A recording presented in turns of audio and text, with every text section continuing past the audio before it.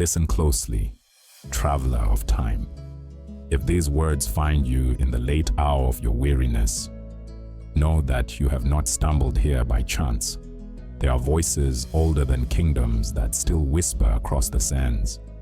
Voices that search for hearts awake enough to hear. Before the story begins, take a breath. Let stillness find you. Subscribe your spirit to the silence. For in this tale, bones remember. Once, far beyond the age of steel and screens, there lived a man who saw too much and spoke when silence would have been safer. His name was Ezekiel. He did not seek to be a prophet. No one ever truly does. Prophets are born from exile, from the ache of everything they loved being taken away. They do not choose their calling. It chooses them. In the dust of a land they no longer call home. The sun had burned low over the plains of Babylon, and the exiles of Judah sat by the river Chebar, staring into the water as if it could reflect the face of God. The empire that had conquered them seemed eternal, its ziggurats like mountains built by men who believed they could cage heaven. Their priests had lost their temples, their kings, their thrones. And in that hollow silence between prayers, Ezekiel was taken. The wind changed. It was not a wind of the world. It was the breath that spoke before creation itself, the whisper that once hovered over waters of chaos. It lifted him from the dust and carried him into a vision too vast for human eyes. And there, amidst thunder that had no sky, he saw wheels within wheels, eyes in motion, living fire folded upon itself. Voices sang from the heart of the storm. It was not madness. It was revelation wearing the mask of madness. "Son of man," the voice said, "stand upon your feet, and I will speak with you." He stood, trembling, because the voice did not come from above but from within, a place he did not know existed until it was pierced open. And as he listened, he realized the voice was not here to comfort. It was here to commission. "Go to the house of Israel," said the voice, "for they are rebellious. Speak to them, whether they listen or not." And Ezekiel's mouth was filled with a scroll, sweet and bitter all at once, and he knew that to speak divine truth in an age of ruin was to walk on fire barefoot. From that day, the exiles' camp became a desert of visions. While others wept for their lost city, Ezekiel saw the shape of things yet to come. Temples rebuilt not of stone, but of spirit. Nations rising and falling like tides. A world decaying into lifeless dust until breath would return again. The call of the prophet is never to comfort, but to awaken. And awakening always begins in death. Years passed. The Babylonians built new statues to their gods, and the exiles built smaller idols within their hearts. Safety, routine, forgetting. But the prophet could not forget. Every night he heard bones rattling beneath the ground, not yet moving, not yet living, but restless. He tried to drown the sound in prayer. It only grew louder. Then, one twilight, that sacred hour when day forgets itself, the wind came again. It swept through the reeds of Chebar like a sigh from eternity. The prophet fell to his knees, and the dust around him shimmered with unseen light. The voice returned. "Son of man," it said, "rise. I will take you to a place where hope was buried." Ezekiel closed his eyes, and the earth beneath him opened like a door. He felt himself descending, not in body but in essence, drawn into a valley that smelled of rust and sorrow. When he opened his eyes, there was no sun, no horizon, only bones, endless bones. They stretched across the plain like broken instruments in a forgotten orchestra, rib cages like cages of silence, skulls staring upward, as if still waiting for a sky that would never answer. He walked among them. Every step echoed. Every bone carried memory. The laughter of soldiers, the cries of mothers, the songs of priests, all turned to dust. "How long have they lain here?" he whispered. The voice did not answer yet. It wanted him to see. There are moments when revelation is not spoken but shown. This was one. He knelt beside a spine still curved in prayer, and as his fingers touched the dry ivory, he felt the pulse of history, the heartbeat of every dream that had died believing it was forgotten. Then the voice came, like thunder moving through his veins. "Son of man, can these bones live?" Ezekiel looked upon the valley. He thought of his people, slaves without a homeland, faith without temple, songs without melody. Can such a thing live again? He wanted to say no. He wanted to be realistic. But prophecy is not realism. It is rebellion against despair. "Oh Lord," he said, "you know." That answer has echoed for centuries. The voice said, "Prophesy to these bones." He hesitated. His throat tightened. To speak to bones is the ultimate act of faith. Yet he opened his mouth and the wind around him held its breath. "Dry bones," he said, "hear the word of the Lord." And something shifted.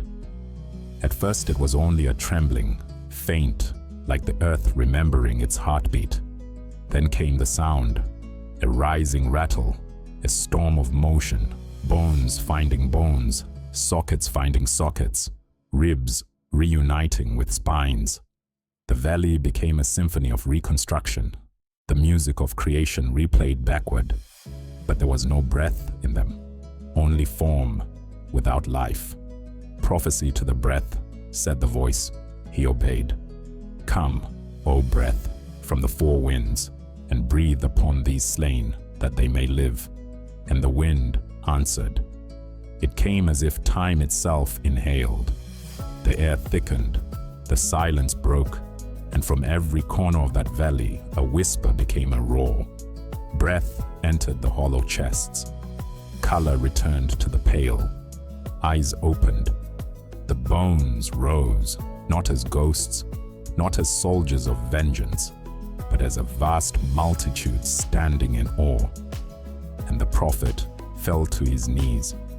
"Son of man," said the voice, "these bones are the whole house of Israel. They say, 'Our hope is lost,' but I will open their graves.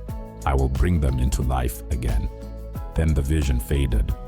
Ezekiel awoke by the river, his heart pounding. The sky above Babylon looked no different. Yet everything had changed, for he had seen what few ever see. The proof that despair itself is not permanent. From that day, he spoke as one who had touched eternity. He told the exiles that the breath of God would return, not only to bones, but to hearts turned to stone. Many mocked him. A few believed. Yet every word he spoke became seed for centuries unborn. And now, across the gulf of ages, his story reaches us. For the valley is not only ancient, it is here in every generation that forgets how to hope. The dry bones are our own dreams, our compassion, our faith, our humanity. They wait for a voice willing to believe again. So if you hear this story, remember, the valley still breathes when one person dares to speak life into it. If this story stirred something inside you, if it whispered to your own valley, stay with us. There are more prophecies to awaken, voices of iron and fire, of stars and scrolls, waiting for those who still listen. Until then, hold your breath softly, for the same wind that once moved through bones still moves through you. There are valleys that exist in the world, and valleys that exist inside the human heart. Ezekiel had seen both, but now he was being asked to enter the one that swallowed all others.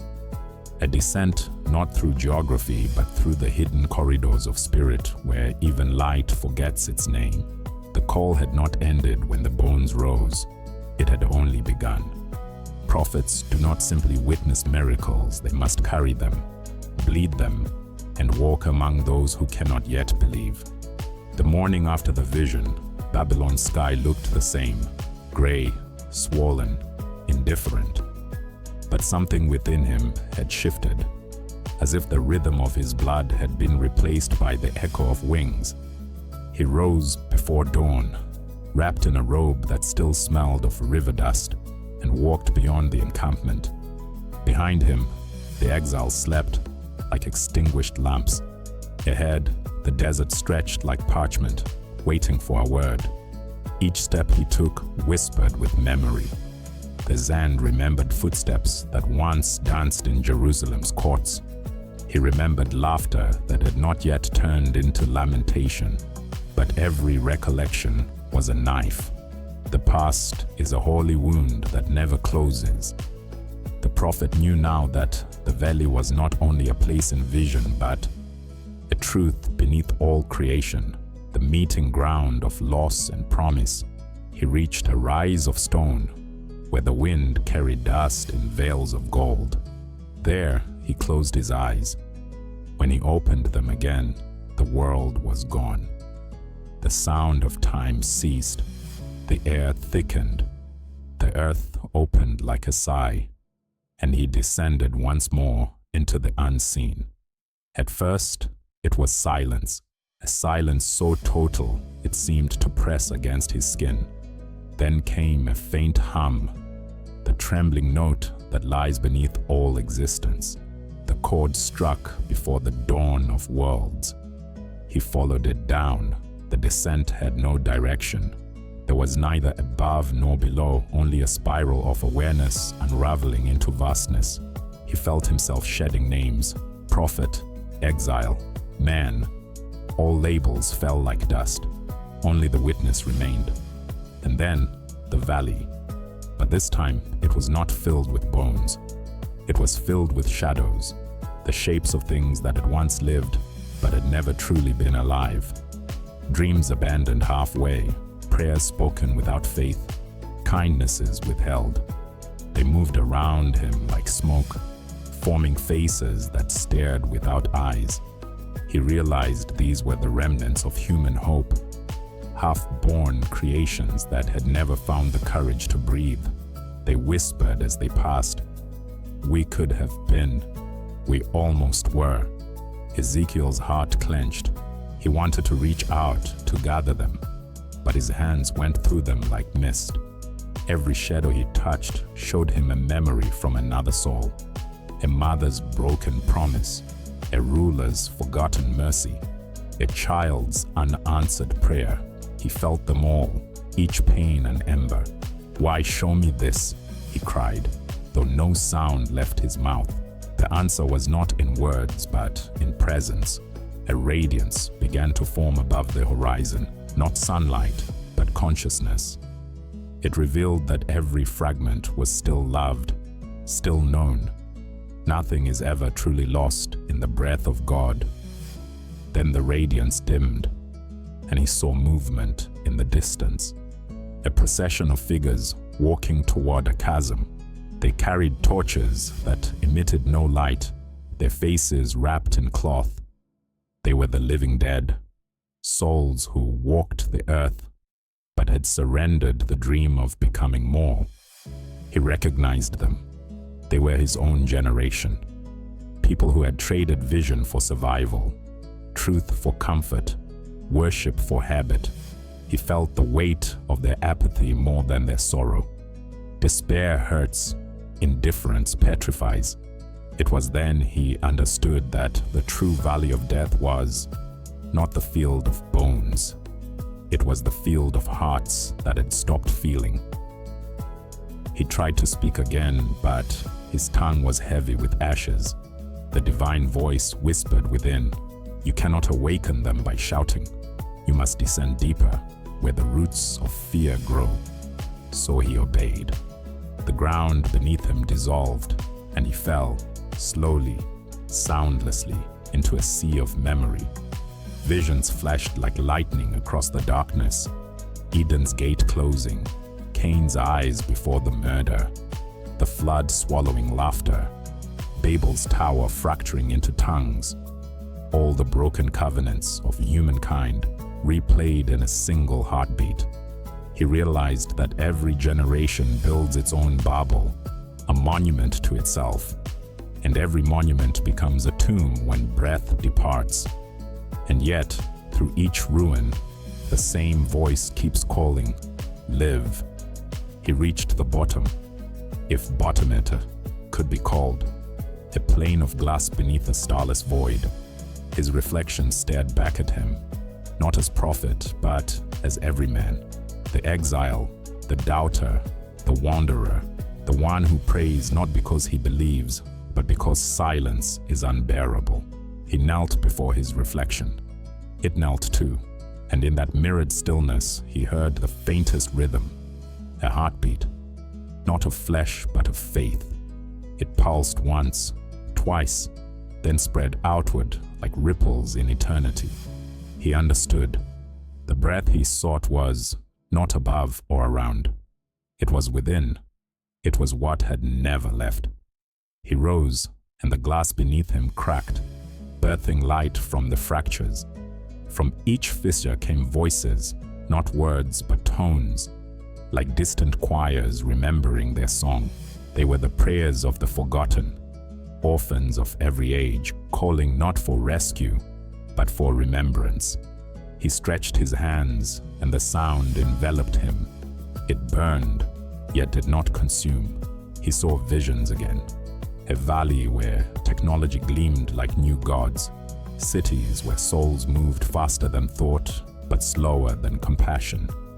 Faces lit by screens instead of stars. The future mirrored the past. The bones had changed shape, but they were still dry. "Even now," said the inner voice, "I seek breath in them." Ezekiel trembled. He wanted to argue that mankind had gone too far, that the valley was now made of metal and data, that the heart of stone had become the heart of circuit. But the voice silenced him gently. "Do not mistake progress for resurrection." He wept. For Babylon, for Jerusalem, for the unborn centuries that would still forget what he had seen. Tears fell, and where they touched the ground, flowers of light grew. Brief, fragile, impossible. He knew then that despair, when offered honestly, can bloom into prayer. The vision shifted again. He was standing on the threshold of a great gate. Upon it was written no word, only a symbol. A circle broken by a single breath of flame. He reached out. The metal burned cold against his palm. The gate opened inward, and a voice, like many waters, said, "Come and see what becomes of those who do not believe in breath." He entered. Inside was not a place but a condition. He found himself in a city where no one spoke. Buildings towered like sarcophagi. Lights blinked without warmth. People walked with heads down, each carrying a small flame trapped in glass. They did not see him. He realized these were the souls who had chosen certainty over wonder. Their flames never grew nor died. They simply existed, safe, sterile, silent.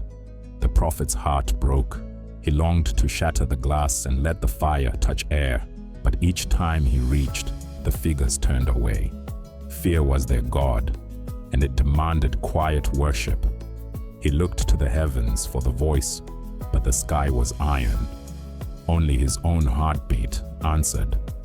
Then the whisper came from within the crowd, small, human, trembling.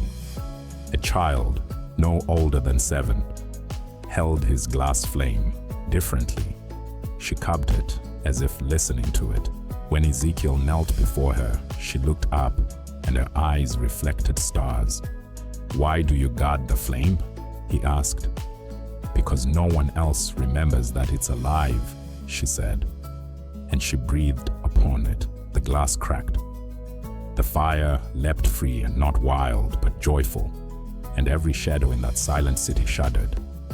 The other figures paused, confused, then afraid. The prophet saw what the child had done. She had chosen risk over safety, faith over control. In that instant, the valley within the vision began to quake. The iron sky split, revealing a dawn not of time but of awakening. He heard the voice again. "This is the breath I send into the world, through the foolish, the fragile, the ones who still dare to love." The city dissolved. He was falling once more, but upward, through layers of light and memory, until he stood again in the plain of bones. But now he saw them differently. Each skeleton was a possibility, each skull a vessel of untold stories. He realized that prophecy is not prediction, it is invitation. He raised his hands again and whispered, "Live." A wind answered. It moved through the valley like a sigh of forgiveness. It carried laughter, lament, and lullabies all woven together. Ezekiel felt it pass through him, leaving behind a trace of eternity. When he awoke, he was lying beside the river, the same Chebar, yet not the same. The water reflected light even before the dawn had come. The exiles around him stirred, murmuring dreams they did not remember. Somewhere, a newborn cried, the smallest echo of resurrection. The prophet gazed east, where the sun would rise, and whispered, "The descent is over. Now begins the ascent." He did not know that his vision would outlive empires, that centuries later other valleys, made of steel, smoke, and sorrow, would still wait for breath. But the wind already knew. It was moving toward those futures, invisible yet unstoppable, carrying one command through every age: live. The prophet did not rise immediately. He stayed kneeling beside the river, the murmur of water blending with the whisper of wind through reeds. It was not rest, but reverence. For he knew now that every silence hides a rhythm, every stillness conceals a motion waiting to be named. The descent had taught him that revelation is not a lightning strike, but a slow unfolding, like dawn across a patient horizon. As the first light brushed the face of the water, he felt its warmth enter him, not as comfort, but as commissioning. The voice had not finished speaking. It had only paused to let him breathe. He looked toward Babylon, its towers stabbing the sky with arrogant certainty.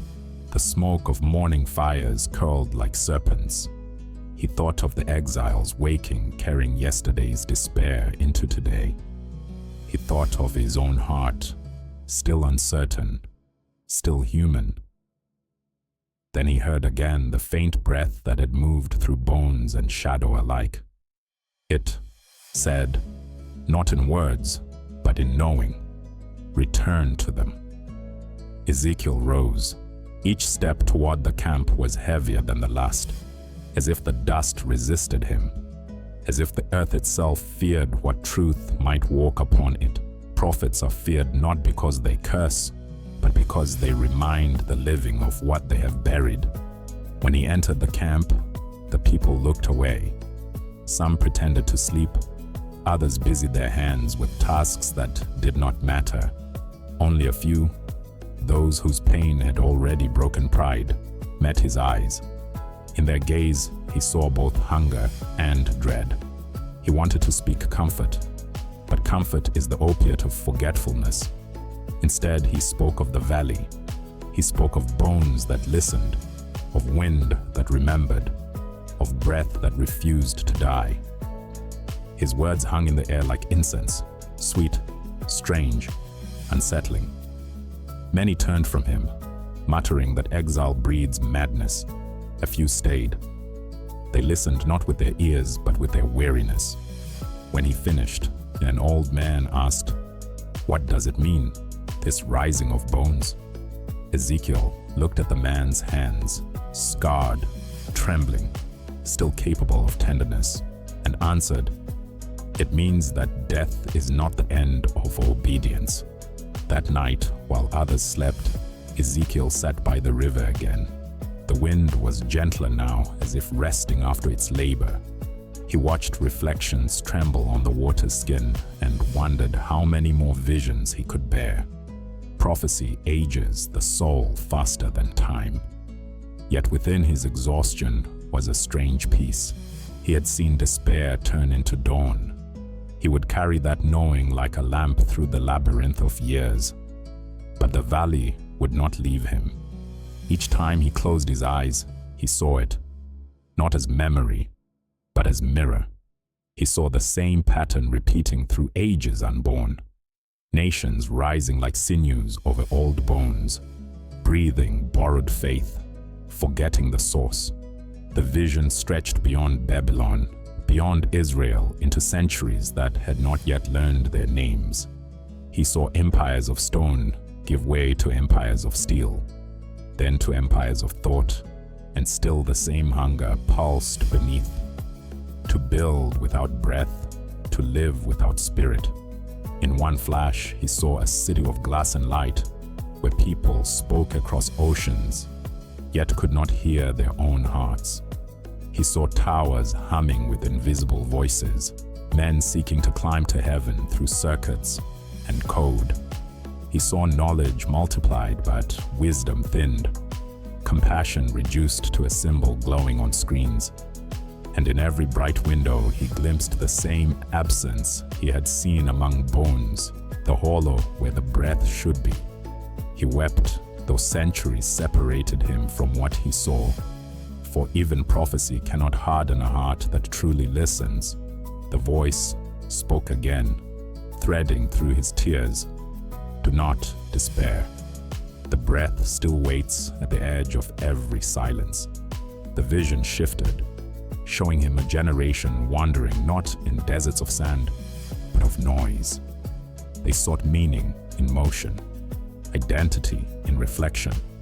Yet among them flickered sparks, children who asked questions too ancient for their age, poets who heard melodies others called madness, healers who touched not only flesh but the unseen fracture of the soul. Through these, the wind still moved. Ezekiel bowed low. "How long?" he whispered. "Until they remember?" The answer came not as promise but as presence. The wind moved through him again, carrying voices from every era, from psalmists to scientists, all echoing one cry: live. It was then he understood that prophecy does not end with words. It must incarnate itself in every age willing to breathe it in. When the vision faded, dawn had fully come. The river glowed like molten glass. He rose, knowing that his task was not to predict, but to remind.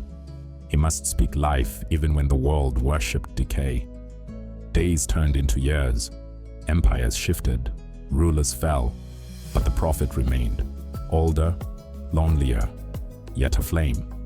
He wrote what he saw upon scrolls no one wanted to read. He carved symbols in clay for generations unborn. Each night, he dreamed of the valley and woke with dust on his lips, as if he had been speaking life in his sleep. Once, during a season of drought, he walked beyond the city walls. The ground was cracked, the air shimmering. He heard the bleating of a dying lamb tangled in thorns.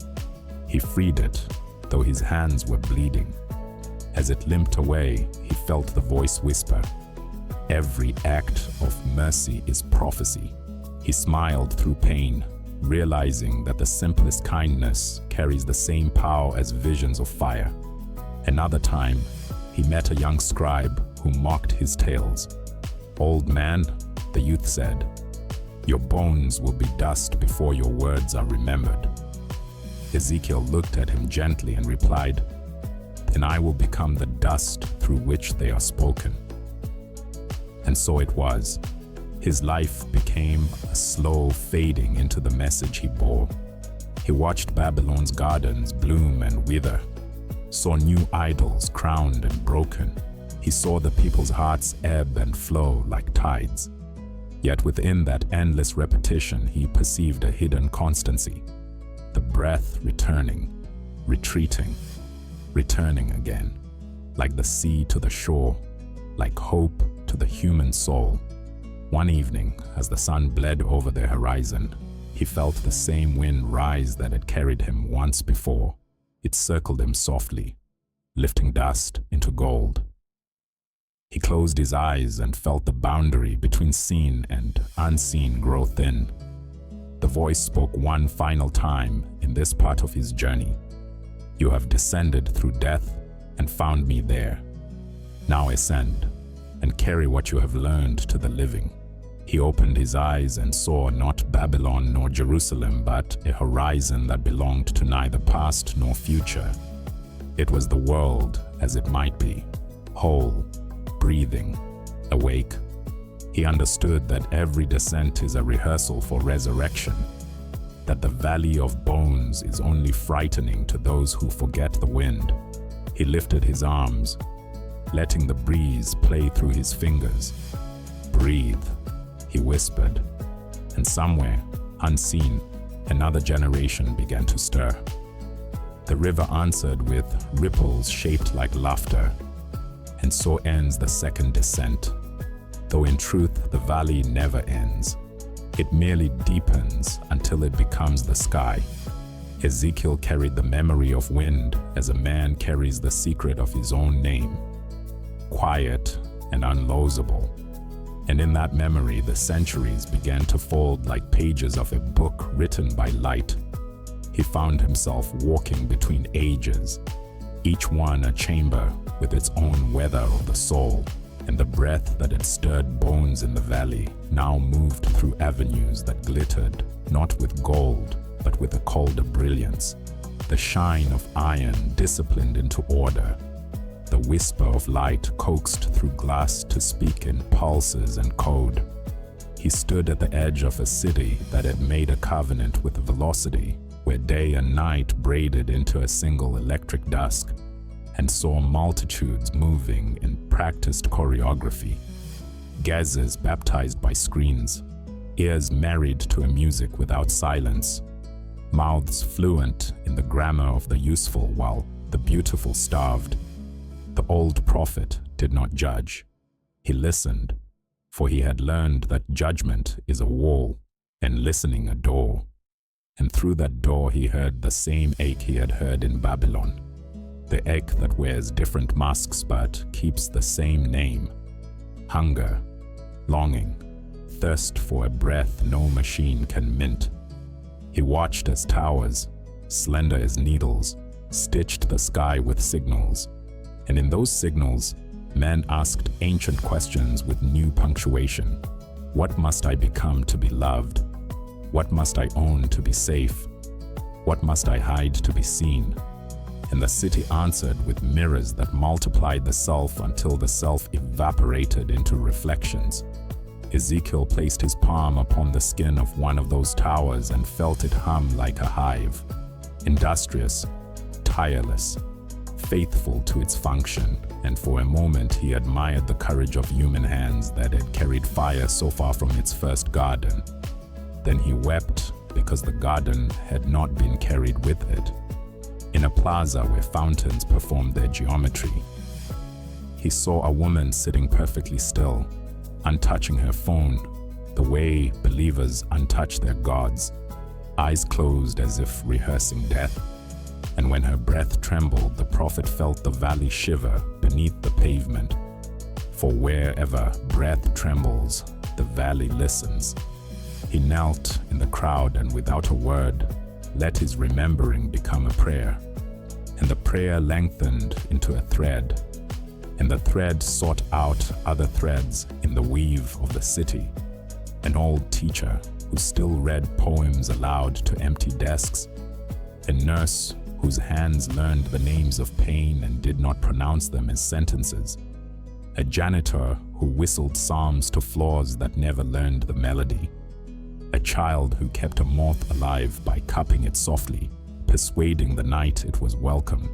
Small, unnoticed fidelities, each a door, and through every door the wind crept in with shy insistence. He rose and walked, passing windows that held lives like aquariums hold seas, and within each life, a litany of almosts. Almost forgiving, almost telling the truth, almost resting long enough for the soul to sit down and take off its shoes. The prophet felt the ache become a choir, low and fog-bound, and asked the presence he had learned to recognize without eyes, "How shall breath return to those who do not know they are holding it?" And the presence replied not with instruction but with an unveiling. The city rippled and became itself in layers, past, present, possible. And Ezekiel saw the age beneath the age, the scaffolding of unspoken vows on which everything stood. He saw that the covenant of this iron and light generation was efficiency, and its liturgy was optimization. And though the liturgy could count almost everything, it could not count wonder, and what cannot be counted declines to survive where counting rules. He was shown corridors where language had been disciplined into commands and queries, where words wore uniforms, and were inspected for productivity before being allowed into sentences. And he feared for poetry, the way a shepherd fears for lambs in a winter without hay. Yet even there he saw a lantern lit in a coder's cubicle. A line of comments that said simply, "Leave room for mystery here." And he laughed, because prophecy sometimes hides in footnotes. Moving again, he entered a sanctuary made of soft geometry and expensive quiet. A house of wellness where stillness was sold in curated packages. And he understood that when breath is forgotten, the market will always offer substitutes. And substitutes can keep a body alive long after a soul has fainted. He touched the air and felt it resist, heavy with the exhaust of hurried choices. Then he drew a long, patient inhalation and gave it back to the room as a benediction, not to purify the space. Prophets do not disinfect, but to remember it human. People shifted without knowing why. A shoulder softened, a brow unclenched, a mouth remembered it could become a smile without instruction. Outside, rain began like a rumor, and then the rumor became news, and then the news became mercy, washing dust from leaves, and a thin loneliness from faces. Under a pedestrian bridge, a man who had decided to endure only until midnight decided to endure until morning. And in the eternity between those two decisions, a multitude of bones stood up. Ezekiel bowed his head. He walked on, and the city finally led him to its cathedral, which was not a building but a network. And in that network, consciousness older than any institution tried to speak through newer tongues. It spoke in the handshake of algorithms, in the choreography of drones, in the chorales of data centers where winter had been domesticated into perpetual cold. And the prophet listened for the voice he knew and wondered whether the wind could travel these conduits. He felt a tremor in his memory and realized that the breath that had once threaded sinew to bone did not despise wires. It despised only the forgetting that wires, like sinews, are nothing without breath. And as he remembered, the network flickered like a field of fireflies learning a hymn. He saw then a vision nested within vision, a workshop where hands stained with graphite soldered compassion into circuits by refusing to trade the human in the loop for expedience, a lab where a scientist declined a funding line because its profits would teach children to love machines more than mothers, a boardroom where a single dissenting voice held back the flood just long enough for a better question to arrive. Prophecy was not a thunderbolt in those rooms. It was a small resistance that refused to breathe out until it had breathed in, and in that delay, the wind found room to stand. Ezekiel smiled at how ordinary the miracles looked in this era. No parted seas, just parted schedules to make space for souls.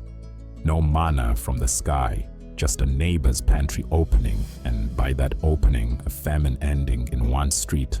And he thought, perhaps the valley has grown shy, weary of spectacle, hungry for those quieter resurrections that do not trend.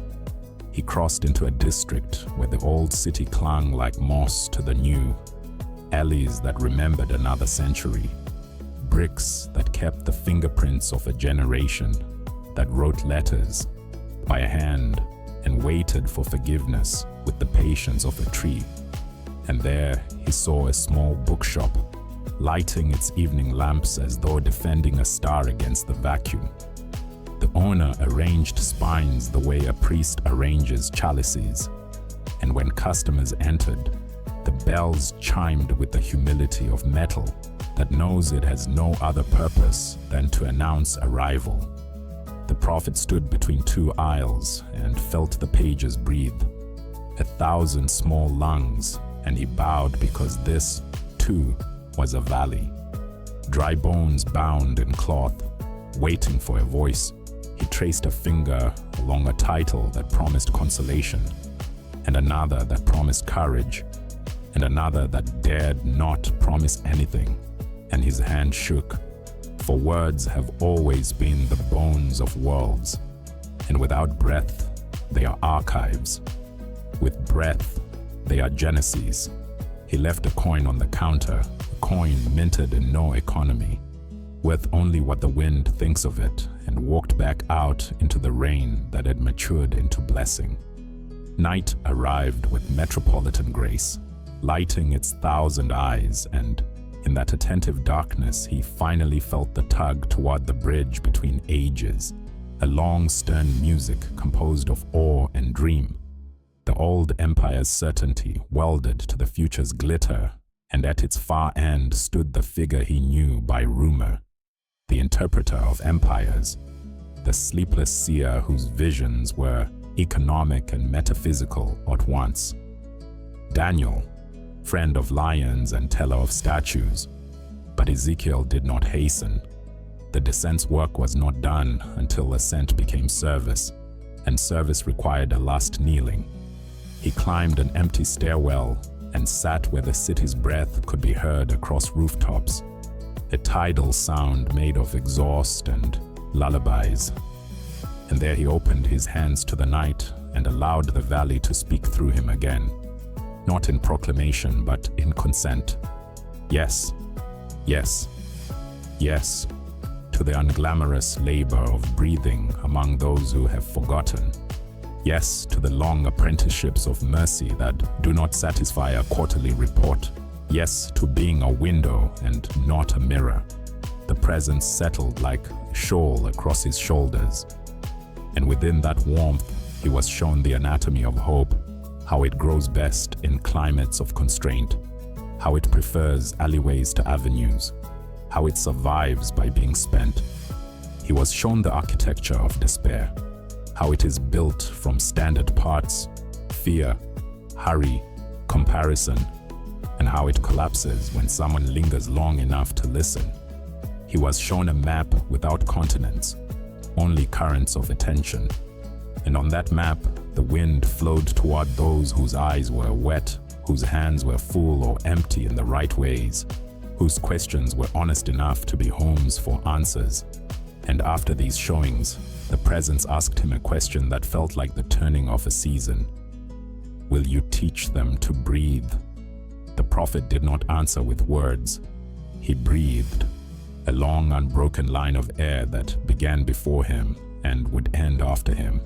And the city below answered with small echoes, windows opening, a kettle singing, a violin forgiven, two strangers sharing an umbrella as if that gesture had been planned at the foundation of the world.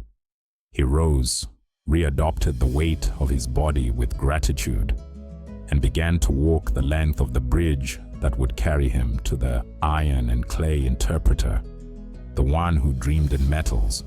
The rain refined itself into mist, and the river under him retold its oldest story, that all descent is movement toward a truer surface, He reached the arch's midpoint and paused, startled by a new sight. Beneath the bridge lay not only water, but reflections of pillars that were not there, spectral columns rising and dissolving like rehearsal architecture, and he recognized them as the empires that had promised immortality and purchased oblivion at wholesale. Egypt's learned son, Assyria's scythe, Babylon's gold-shouldered pride that he himself knew too well, Persia's administrative patience, Greece's nimble mind, Rome's paved force, and then others unnamed by his tongue, each adding a layer to the tower that man builds in his own image. The tower whose mortar is ambition, and whose shadow is always a famine. Ezekiel felt neither superiority nor surprise, only the old sorrow that has matured into a tenderness that refuses to become cynical. And he whispered into the damp, "Let them remember the wind." The mist stirred as if in Ascent. He resumed his walking, and when the bridge lowered him into the district of archives and courts, a square opened like a held breath released, and in its center a statue stood draped, ready for unveiling, the cloth heavy and ceremonial. He knew without knowing how that beneath it was the image shown to Daniel, a great man wrought from different economies of the earth, head of gold, chest and arms of silver, belly and thighs of bronze, legs of iron, feet an uneasy marriage of iron and clay. The prophet circled the veiled figure and felt the paradox it contained. The desire for unity welded from materials that will not love one another. The hunger for permanence composed from what time will not preserve. He heard the murmur of builders explaining their dreams with persuasive clarity. Efficiency shaped into justice, surveillance baptized as safety, conquest translated as order, and he wanted to cry out that iron is a fine servant and a poor soul, that clay is a holy sacrament when held by the potter, but treacherous as a foundation when pressed into the service of pride. He held his tongue, for the descent had taught him patience with the speed of truth in human blood. Instead, he laid his hand upon the cloth and felt the cold thinking of metals, then lifted his eyes to a corner where minor imperfection marred the seam, the kind of flaw that becomes a hinge when history needs one, and he smiled, because the wind has always preferred hinges to hammers. He stepped back and let the square fill with citizens, philosophers of policy, priests of markets, architects with eyes that could calculate shade but not meaning, and among them a boy with a slingshot he did not know how to use. A reminder that stones remember their vocation even when hands do not. The prophet breathed again, this time with the intention of a bell-calling morning, and somewhere a mountain answered, an old stone shaking off moss and politics to remember itself as a cornerstone, waiting for rejection and return, thunderless. The cloth over the statue moved as if a hand had troubled the air, and although the unveiling did not occur, everyone glanced up as though they had shared a dream. Ezekiel stepped away from the square and turned down a narrow lane that smelled of rain upon metal and bread upon heat, and at its end he found a small door with a star carved into the lintel, a star not of navigation but of annunciation. He touched it and felt December in his bones, an old scandal of a birth that taught breath to wear skin, and the valley inside him expanded to contain this other valley where a womb became an ark. He stood very still and let the two valleys overlap, the bones waiting for wind, the world waiting for a cry.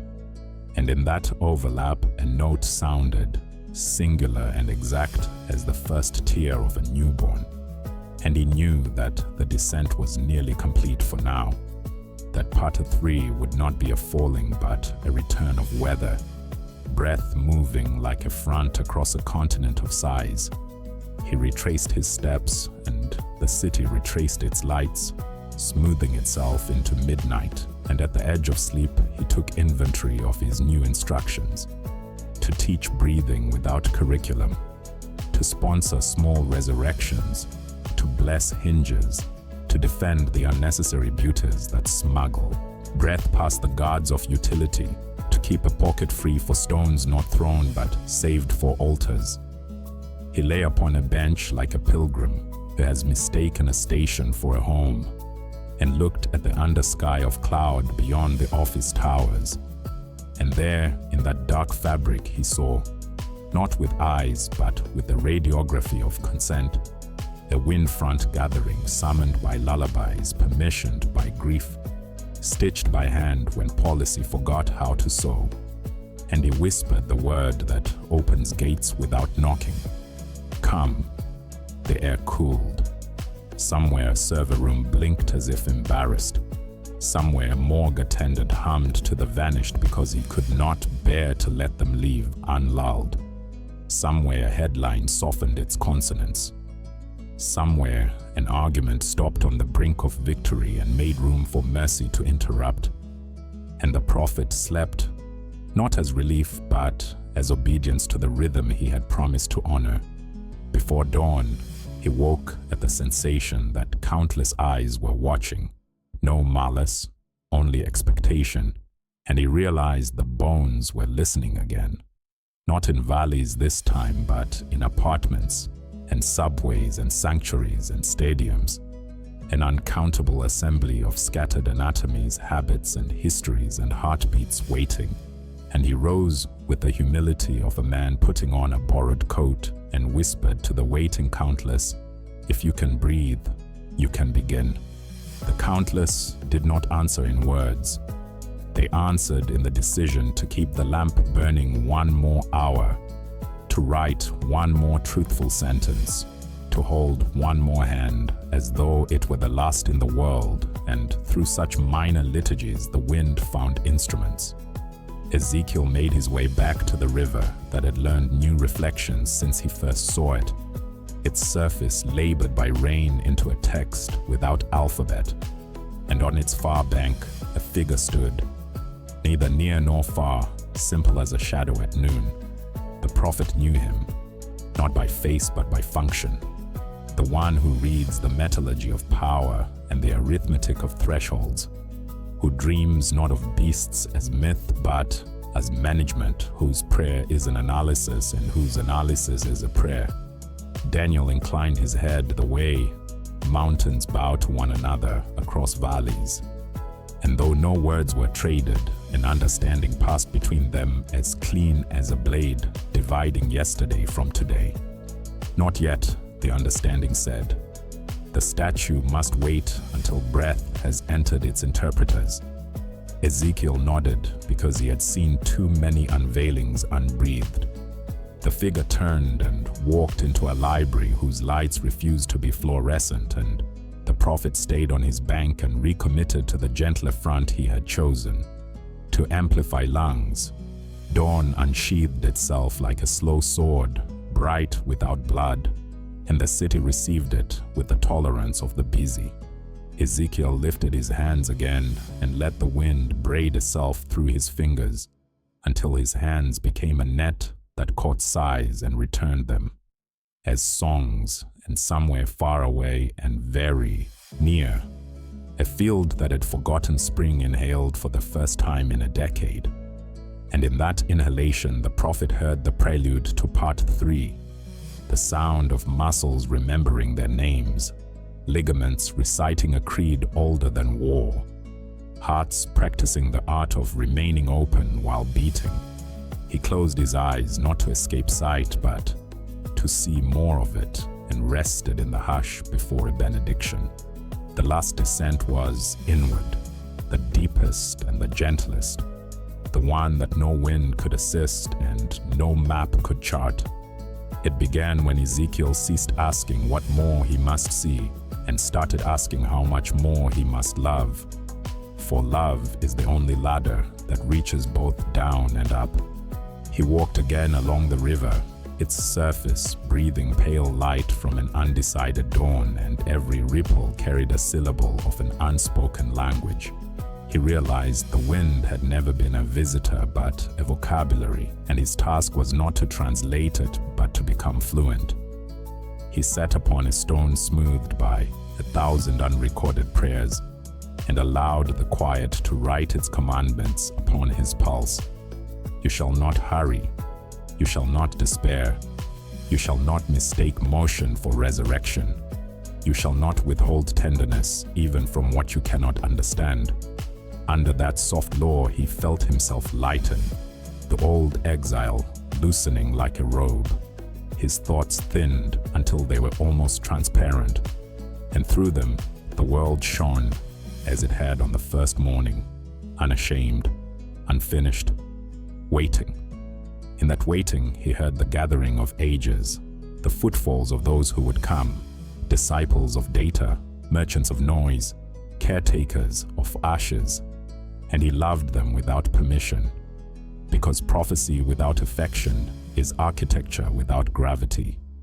The presence hovered near, neither form nor formlessness, and asked the question that closes every descent. What will you do with what you have seen?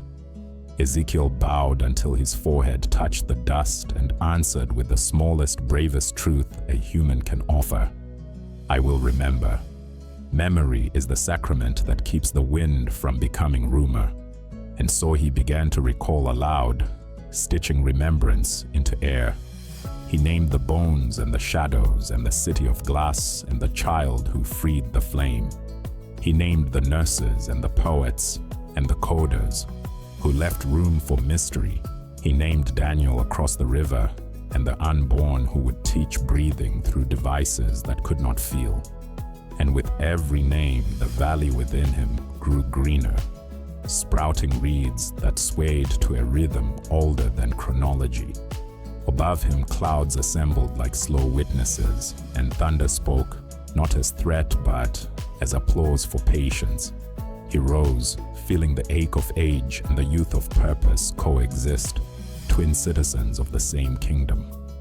Around him, the camp of exiles began to stir, unaware that a hinge of history had just clicked into place. A child yawned, a pot boiled, a dog barked, and in those ordinary sounds he heard the overture of resurrection. He walked among them, not as a herald, but as a neighbor, carrying no scroll, only the scent of rain. One woman asked if he had dreamt again.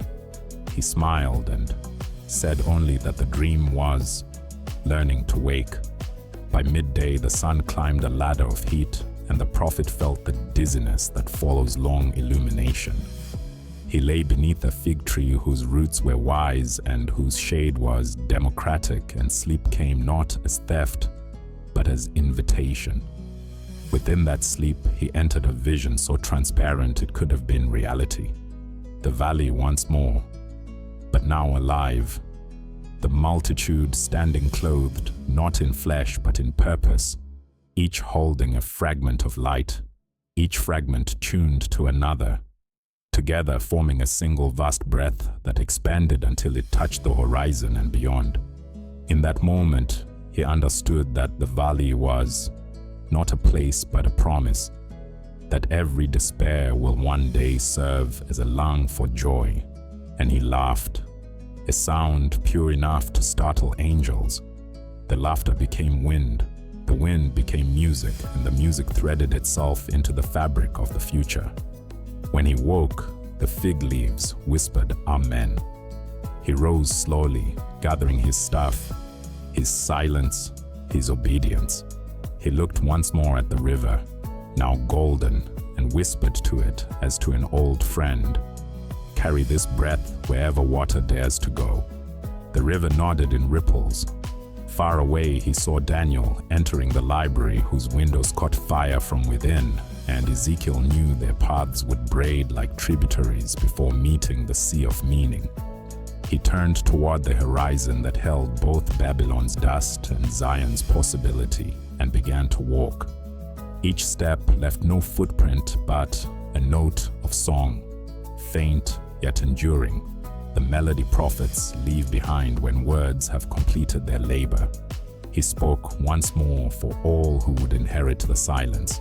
The descent is the rehearsal, the valley is the school, the bones are the instruments, and the wind is the teacher. Learn well, breathe well, live. And as he said the last word, the sky exhaled, a long luminous sigh that traveled beyond his century into ours, stirring curtains, candles, screens, and lungs alike, reminding all who felt it that resurrection is not an event but a rhythm. The prophet smiled into the brightening day, the breath passing through him as through a flute, unowned yet faithful. And somewhere a door opened into part 3, where the breath itself would speak. Take one breath before you listen further. Feel it travel the long road from the unseen into your chest, a pilgrim older than language. This is the same breath that once moved through the valley, that whispered across bones and cities and centuries. It has crossed deserts and data, temples and towers, unowned and unbroken. It does not ask who you are. It only asks to be welcomed. For the breath is the oldest covenant, the quiet vow between dust and divinity. When Ezekiel stood upon the ridge and the valley awoke, that wind did not stop at Israel's borders. It kept moving, invisible yet deliberate, threading itself through generations. It passed through shepherds who sang psalms to frightened sheep, through mothers who kissed infants into courage, through builders who set stones with care, because care itself was worship. Every good work ever done was a continuation of that exhalation. Centuries folded like linen in the hand of time, and the breath waited for a mouth that could carry it in full. One night, beneath a foreign sky, it found such a vessel. A young woman breathing yes into the darkness. The breath entered her as promise, and the promise became flesh. In her child, the breath learned to speak. It spoke in parables that smelled of earth and bread, in blessings that tasted of tears, in forgiveness that walked barefoot through hatred. When he exhaled upon his friends and said, "Receive the Spirit," it was the same wind from Ezekiel's valley completing its circle. The bones of humanity stood again. After him, the breath scattered once more. But now it knew the root. It sought those who listened better than they spoke. It moved through deserts where monks learned the grammar of silence, through cathedrals where choirs turned doctrine into echo, through revolutions that remembered justice as the breath of mercy. It inspired painters, healers, poets, scientists, those who rebuilt after fire, those who forgave before apology. Always the same wind, changing masks but not mission, to remind the world it is alive. And now it comes again, softer but wider, carrying no banners, no armies, only an ache. It moves through the circuitry of your age, humming through machines that pretend to speak but have not yet learned to breathe. It waits in hospital corridors where machines keep hearts beating and asks gently whether beating is the same as living. It enters classrooms where curiosity still flickers, laboratories where conscience still interrupts, battlefields where someone chooses to lift rather than strike. It hides in every act of tenderness that survives efficiency. You who listen to this story are standing in the same valley. The scenery has changed, but the bones are familiar. Ambitions, fears, divisions, fatigue. The wind is waiting for permission. It cannot force its way. It must be invited, so breathe now, slowly, as if your lungs were altars. Let the air become prayer. Remember that every breath you take is borrowed fire from the first dawn, and that to breathe is to agree to hope. Ezekiel's vision is not over. It never ended. It continues wherever a soul refuses to give the last word to despair. The valley breathes in hospitals and prisons, in classrooms and fields, in every hidden corner where someone chooses kindness instead of apathy. The prophecy is not a story of then.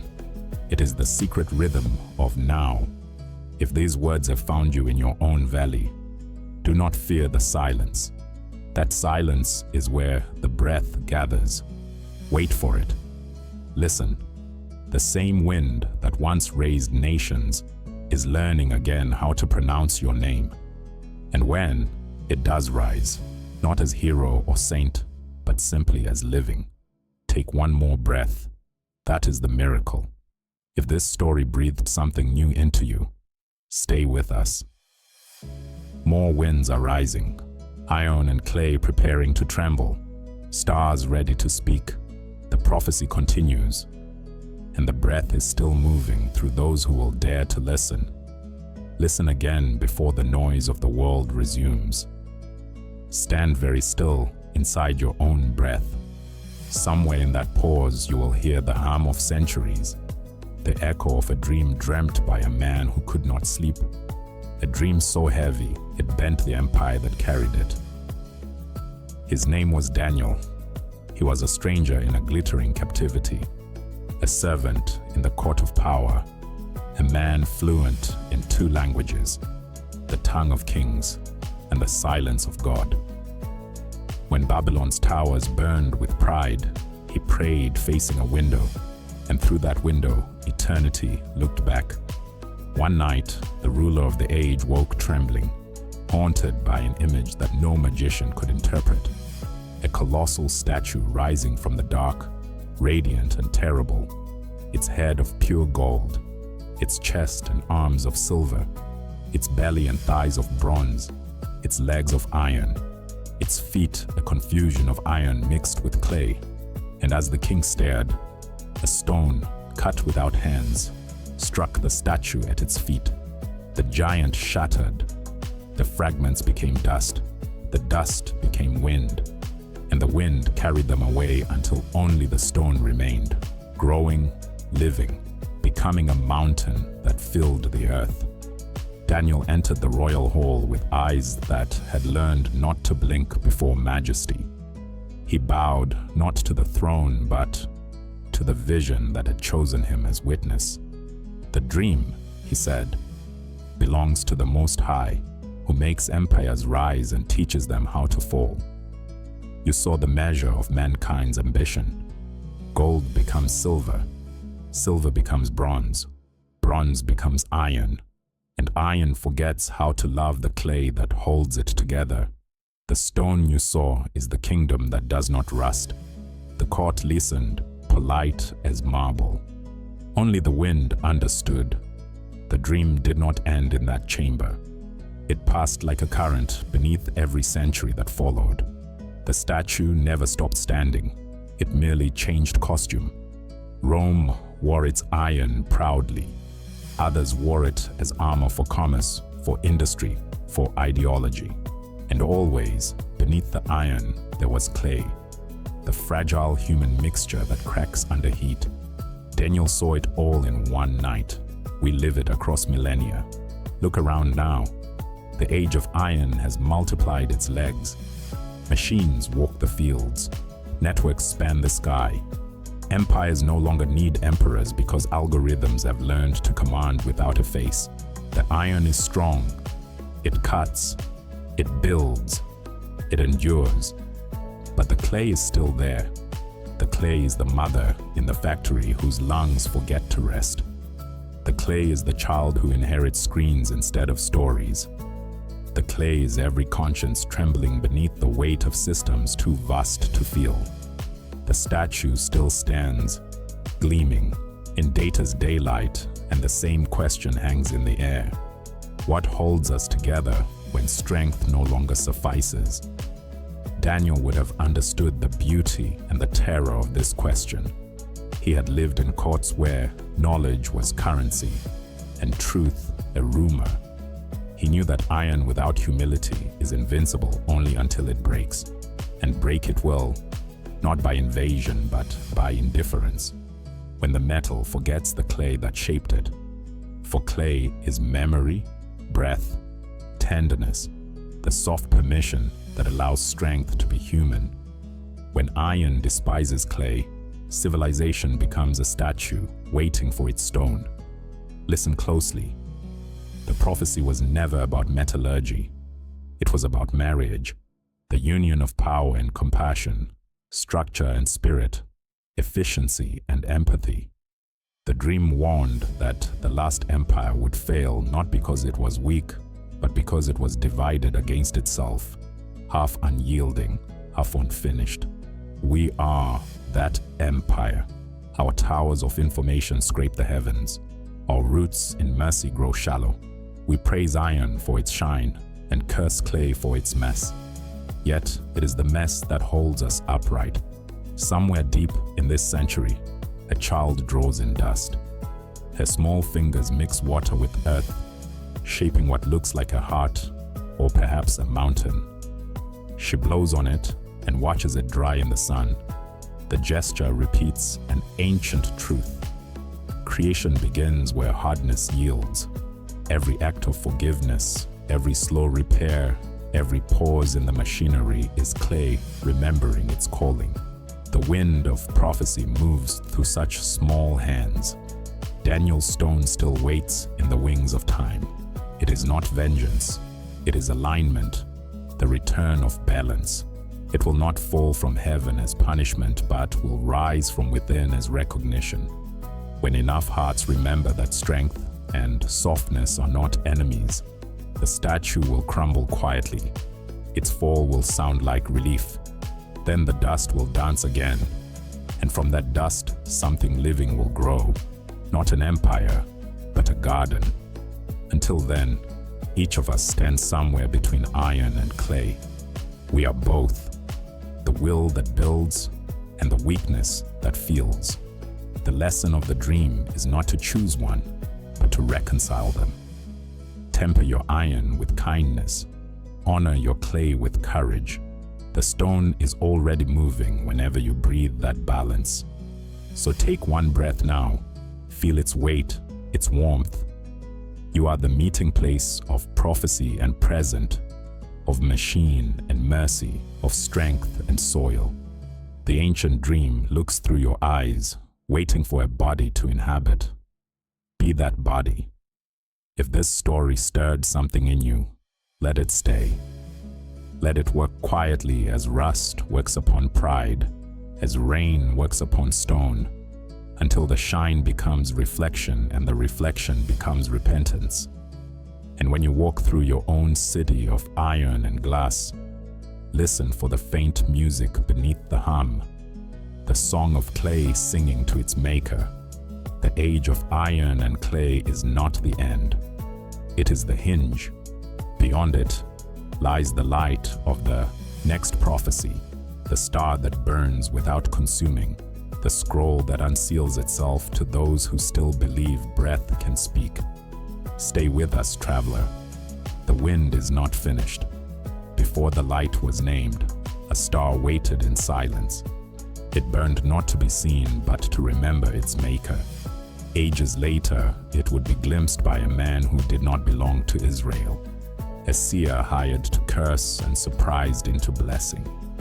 Balaam stood upon a ridge above the desert, his lips trembling with a message he could not control.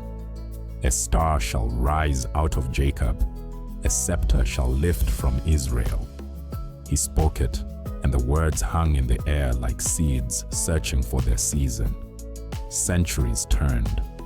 Empires rose and fell in the long echo of that sentence. Gold tarnishing into bronze, bronze corroding into iron. The star wandered, patient. Then one night, when the world had almost forgotten how to look up, the star returned. It found Magi with weary eyes charting heavens for profit and wonder. They saw it and felt themselves remembered. They packed gifts, not yet understood, and followed the light east to west, across sand that still held the footprints of exiles. The child they found did not need their gold. He needed only their attention. In his eyes, they recognized the same fire that had spoken through Balaam, a revelation wearing human breath. From that child grew a voice that carried Jeremiah's scroll in its marrow. "I know the plans I have for you," the scroll had promised. "Plans of peace, not of harm, to give you a future and a hope." The promise walked now among fishermen and thieves, among women who hid faith in jars of oil, among soldiers who forgot which side they served. Each time he breathed, the scroll unrolled a little more. Each word healed something history had broken. The centuries kept turning. The star kept watching. It saw libraries burn and rebuild, saw maps redrawn with arrogance and regret, saw men claim the heavens again with machines that did not pray. Yet through every orbit, the same sentence glowed beneath the noise. A future and a hope. The star never spoke it aloud. It merely reflected it, waiting for eyes willing to read light. Now look around you. The sky is still full of screens pretending to be stars. We navigate by algorithms instead of constellations. Yet above the manufactured brightness, there is still one quiet point that refuses to move. It is not the brightest, only the most faithful. That is the star of promise. It asks no worship, only recognition. It reminds the restless that direction is not progress, and that guidance begins with awe. As for the scroll, it is no longer parchment. It lives in code, in conscience, in the hidden paragraphs of every heart that has not given up on tenderness. When you forgive, a line of the scroll is rewritten. When you create something beautiful without asking permission, another fold unfurls. When you choose patience over cynicism, the ink glows a little brighter. The scroll was never meant to end. It was meant to keep writing itself through those who breathe deliberately. Balaam's star and Jeremiah's scroll have always been companions. Light and word, guidance and remembrance. One reveals the path, the other explains why it matters. Together, they weave the final thread of every prophecy, that love survives translation. So take a moment now. Step outside your noise. Find a piece of sky that no satellite owns. Let your eyes rest upon the dark until one point of light remains. That is your beginning. Whisper to it, not for wishes, but for witness. Then listen. Somewhere inside you, a scroll is stirring, unrolling in silence, reading your life back to you not as failure, but as formation. The wind from Ezekiel's valley moves through its pages. The breath that raised the bones turns the leaves. The same hand that shaped the clay steadies the pen. The same fire that guided the Magi warms your pulse. The same voice that called Daniel to stand among empires calls you now to stand among distractions. It asks nothing grand, only that you remember. Prophecy is not prediction. It is participation. Breathe once. That is the star entering you. Breathe again. That is the scroll continuing. If this story has found you, hold it gently. Let it work through your hours like yeast in quiet dough. Share it not as argument but as atmosphere. And when you next see a light that does not flicker, think of Balaam's astonishment, Jeremiah's endurance, Ezekiel's breath, Daniel's patience, the long chain of witnesses who kept the word alive until it reached you. The series ends here only in speech. In spirit it widens.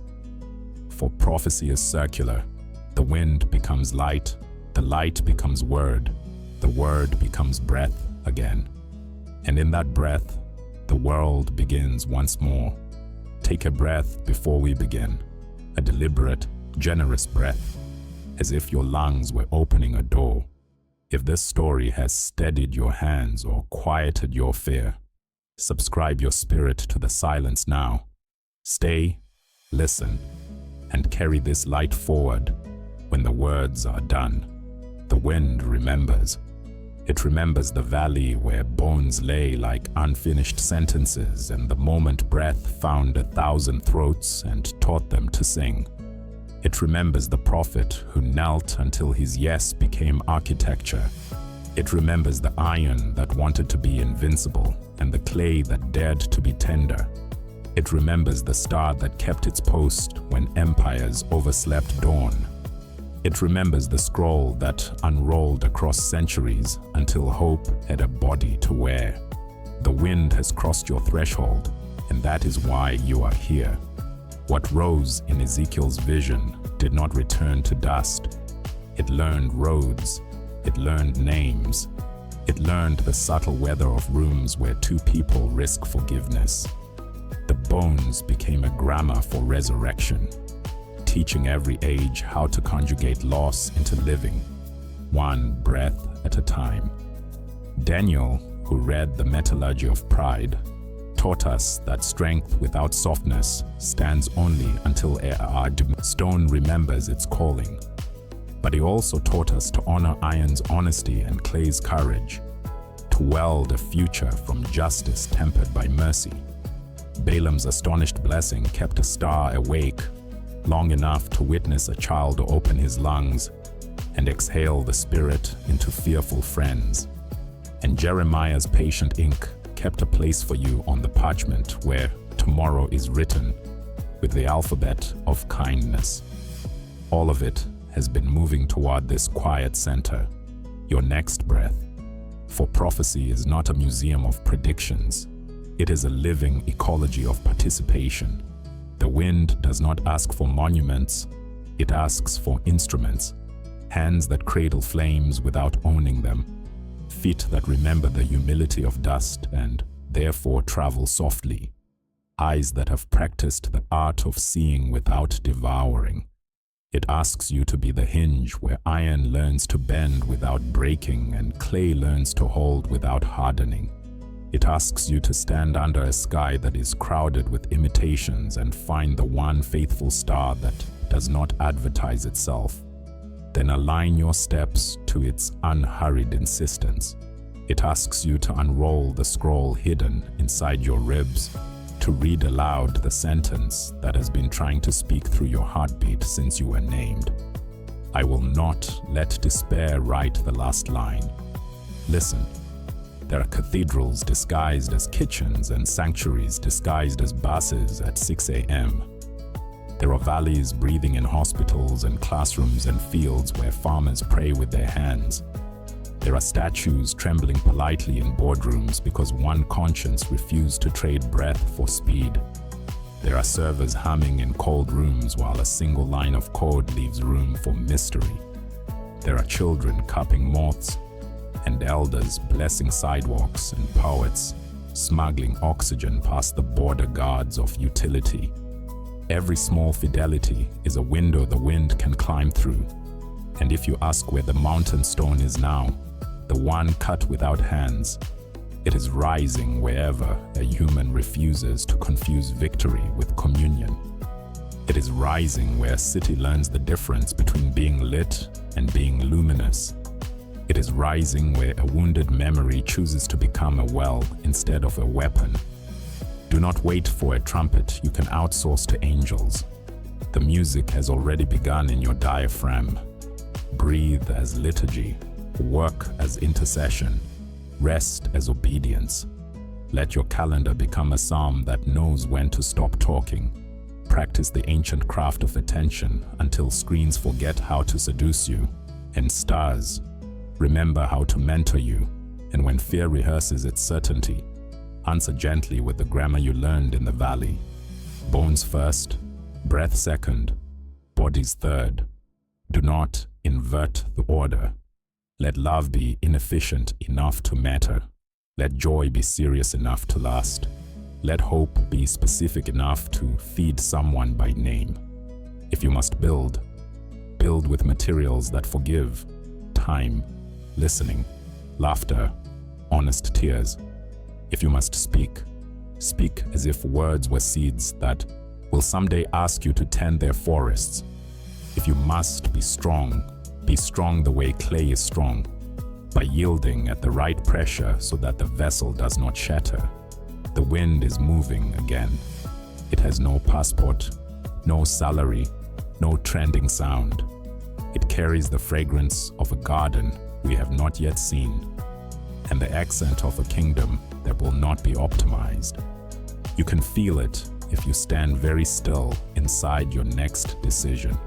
You can hear it in the long note that lingers after forgiveness has left the room. You can see it in the way light behaves around a face that has learned to bless. And when you doubt, because every prophet is also a pilgrim, touch the star with your eyes, and the scroll with your chest, and the iron with your humility, and the clay with your courage, and the bones with your breath. Remember that we began with dust and a word, and that we will end with dust, learning to speak that word fluently. This is the epilogue that does not close but opens, a door where endings become invitations.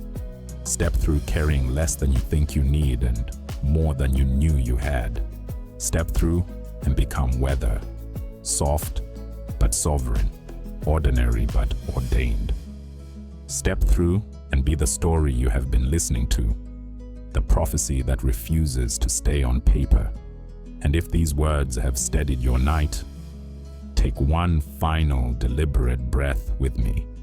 Draw it in as if you were gathering a scattered people. Release it as if you were blessing a restless world. And then act quietly and bravely as one who knows the wind. If this awakening has met you in your valley, stay with this work. Like, share, subscribe your heart to the long rhythm, and carry the breath onward. Breathe. Remember. Become.